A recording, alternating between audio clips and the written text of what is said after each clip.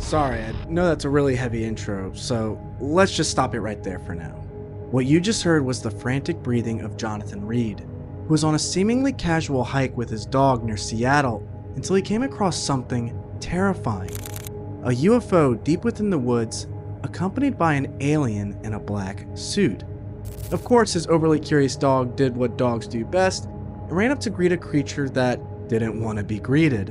And before Reed knew it, all hell had broken loose with an encounter that would scar him for the rest of his life and give you a story you'll never forget.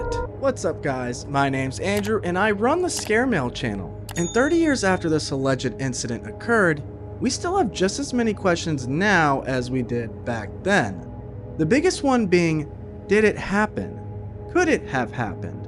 Well, I gotta say, if it's fake, Jonathan is one hell of an actor, because the fear in his voice sounds pretty darn convincing to me. And yet, even with all this video evidence, news networks at the time refused to touch the story with a 10-foot pole. And no one really knows why. In fact, it got so little coverage that most people aren't even aware of this terrifying tale. So I think it's time we take a closer look at Jonathan's chilling encounter and try to answer some of the questions that others go out of their way to avoid. Forewarning, the footage of the incident is graphic and disturbing, so viewer discretion is advised. With that being said, let's start at the very beginning, shall we?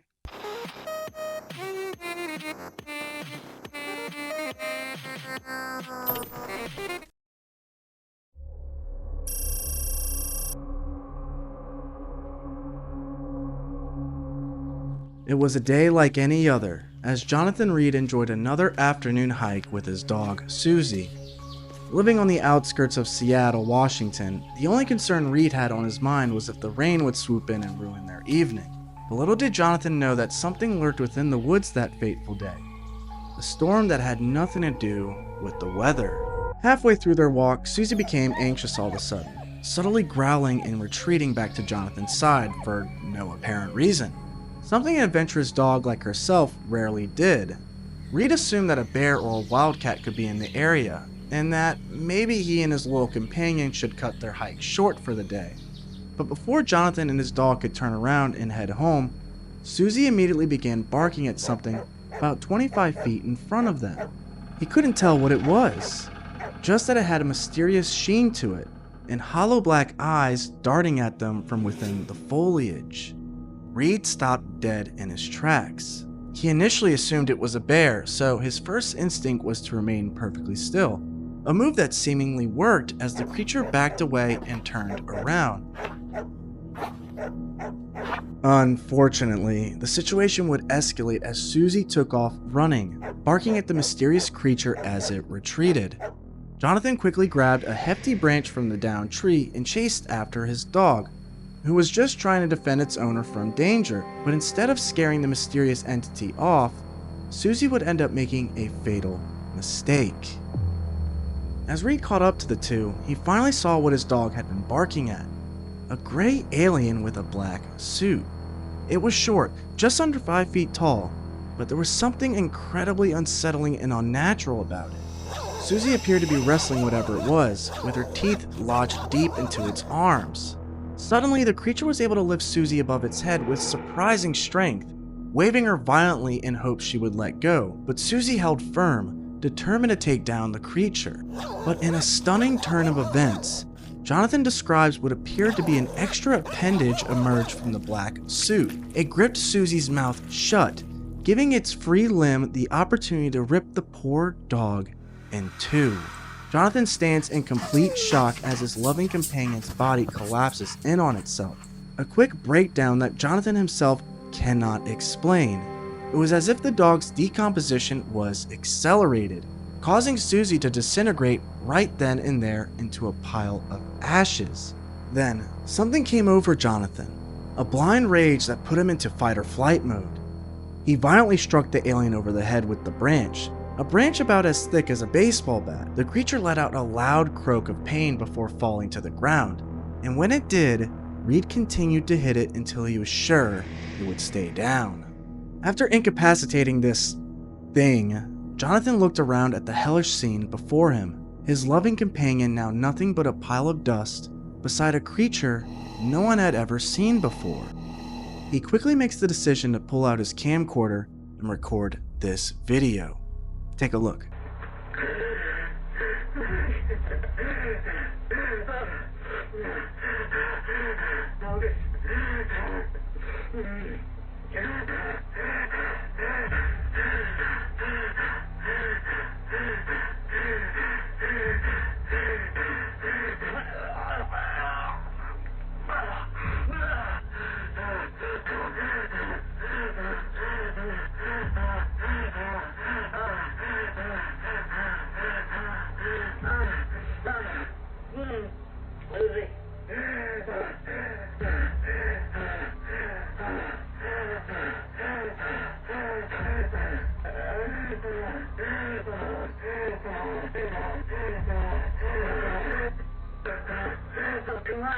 Come on, work. In a nearby clearing, Jonathan finds a sleek black UFO that appears to defy the laws of physics. Come on, work.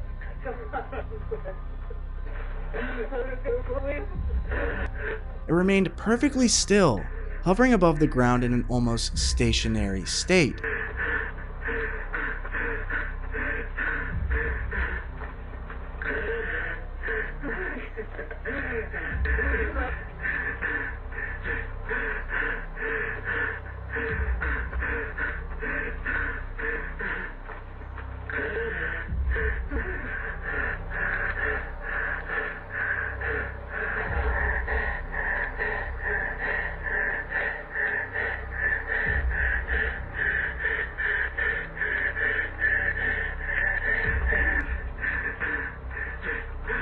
But as he got closer to examine it, a terrifying thought crossed his mind. What about the alien on the ground behind me? He decides to drag it back to his car. He wrapped its limp body tightly in a thermal blanket and put it in the bed of his truck before driving to his home. This is where things got a little wonky for Reed. He stopped by a police station to report what had happened, but no one was there. He blacked out in this moment and mysteriously found himself parked in front of his home. Strangely, Jonathan began having trouble remembering the encounter, a common side effect of traumatic-induced shock. Reed then takes the body and puts it in his freezer in his garage, and calls up his friend Gary, who quickly drives over to console his friend. And once he arrived, Jonathan led Gary into the garage and showed him what had killed his beloved Susie. Gary then turned to Reed and said, chillingly, "This is not human. This can't be from Earth." They laid the creature on the ground and did something that people rarely do in this situation. They got their camera out.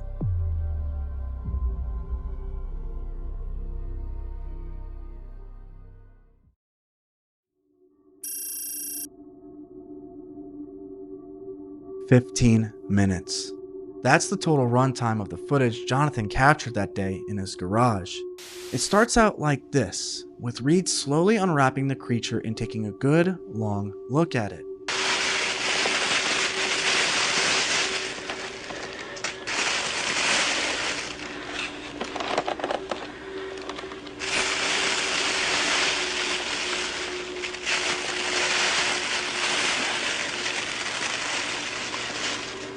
You can even see it blinking at the beginning of this clip.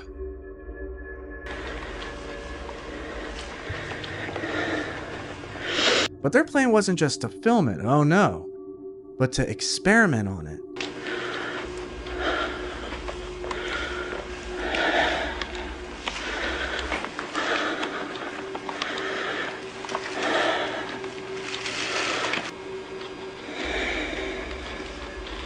Here we can see Jonathan gripping its face as he turns it side to side.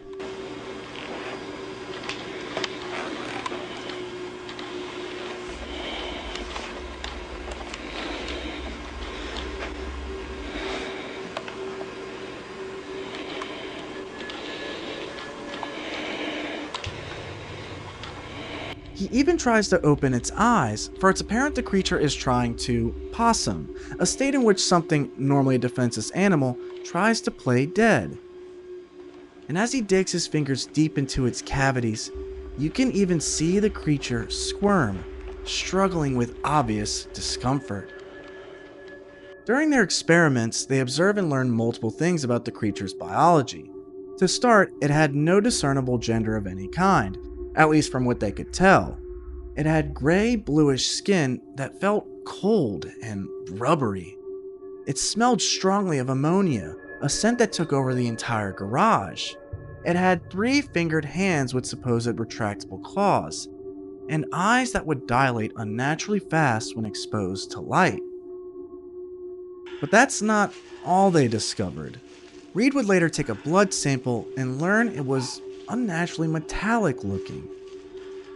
And over the next few days, Jonathan Reed came to realize just how groundbreaking it was to have such a creature in his possession. So much so that he contacted nearly 20 people to come examine it, including scientists, news agencies, and even police personnel. However, he didn't get the reaction he wanted from any of them. Some refused to go near the body, and others refused to have anything to do with the situation at all. Those that did allegedly ended up being beaten, threatened, and even killed by the very same people that confiscated the body on October 12, 1996. They all came to a situation where 1 or 2 or 3 of my friends started being either beat up or killed or everything in between. Reed claimed men in black suits stormed his home on this very day. They tore his house apart looking for the body until they found it in the freezer. They confiscated it along with his footage, at least some of it, before threatening him and leaving. And that was the apparent end of the ordeal. But that was just the beginning of all the questions to come for Jonathan Reed.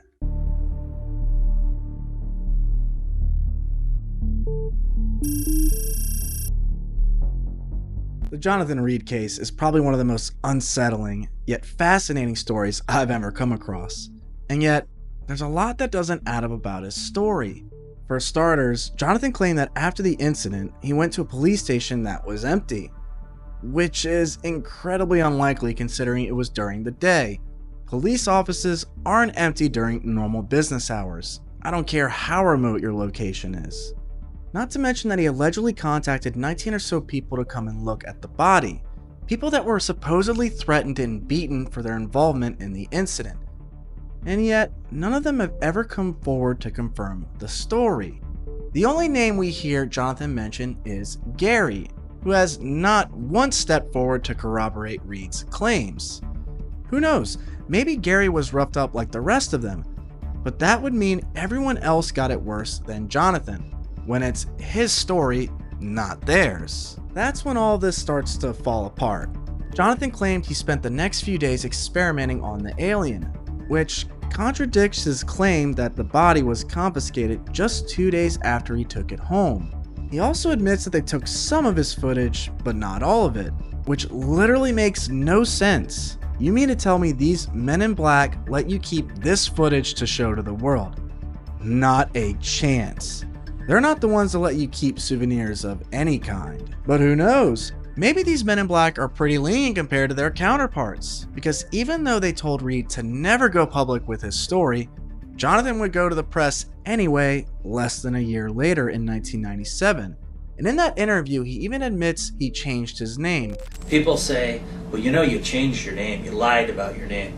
You're damn right I lied. I changed it to protect my family, to protect my friends. I mean, people who write books change their name all the time. What's the big deal? You ask anybody who's had any trauma like this, they've done the same thing. And I do it again. Which, again, makes no sense. I mean, why change your name if you're going to go on national television to say you changed your name? You literally just blew your cover. It's a good thing Reed isn't a secret agent because, man, he'd be terrible at it. And the inconsistencies don't end there. There's no vet records for Susie's death or even her existence. Come to think of it, Reed had no background in biology or anatomy. So why is he conducting experiments on something extraterrestrial? Why would he even touch it in the first place? Is he crazy? He claimed the black suit grew an extra limb and tore his dog in half. Did he not consider this when digging his fingers into the creature's eyeballs? And for those of you that think I'm going a little tough on Jonathan, I just want you to stop and think for a second. If you had a murderous alien in your possession, would you let it hang around your house? I mean, genuinely think about that for a second. Would you be able to go to sleep at night knowing that a creature with unknown capabilities was just hanging out in your garage? If you're crazy, you probably said, yeah, no problem. If you're even a little bit sane, you probably said, hell no! If it were me, I'd be like, get this thing away from me. I probably would have just left it in the woods if I'm being honest. And if not, then it's going to a police station, or a lab, or a university. I don't know.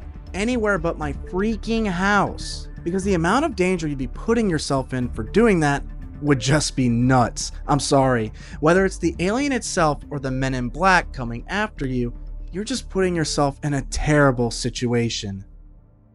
So let's just change gears a bit and look at the context of the time. It's 1996. The X-Files is the most popular TV show out at the time, while Independence Day is blowing up in theaters. Aliens were a really hot topic at the moment, so much so that Reed began charging people to speak with him. Interviews, TV spots, book signings, Jonathan benefited from it all. Most survivors and witnesses go into hiding, but Reed didn't. We need to ask ourselves why. But what we really need to be looking at is the alien itself. Reed claimed it had metallic blood, but it looks pretty red and normal to me. However, that doesn't change the fact at how unsettling it looks. People are quick to point out that it could be a puppet of some sort, but the way its eyes blink or make sounds as its face is touched just makes my skin crawl. This goes back to the age-old question. If we ever saw an alien in the flesh before our eyes, could we even believe it was real? Just look at the footage. They say it looks too good to be real, which puts us in a sticky situation. If something looks too good to be real, it must be fake. And if something looks too fake, well, then it must be fake. So, how are we supposed to know what's real and what's fake? Well, you need to find patterns, consistency, coincidence. I want you to take a look at a sketch from a child during the aerial school encounter, an event where a large group of school children witnessed aliens land near their playground during recess. And this is what they saw. Short aliens in black suits. This matches the creature in Reed's footage perfectly. Does that make it real? I don't know, it's just something to think about. It's a fascinating story nonetheless, because even if the alien in the video is fabricated, the fear and terror in Jonathan's voice certainly isn't. So what do you guys think? Is this story real or an elaborate hoax? Let's get a conversation going in the comments below, because at the end of the day, all that matters is whether you believe. And for what I believe, well, I'll just leave you with this. I'll think twice the next time I'm on a walk with my dog out in the wilderness, because you never know who or what you might run into. Thanks for watching, and good night.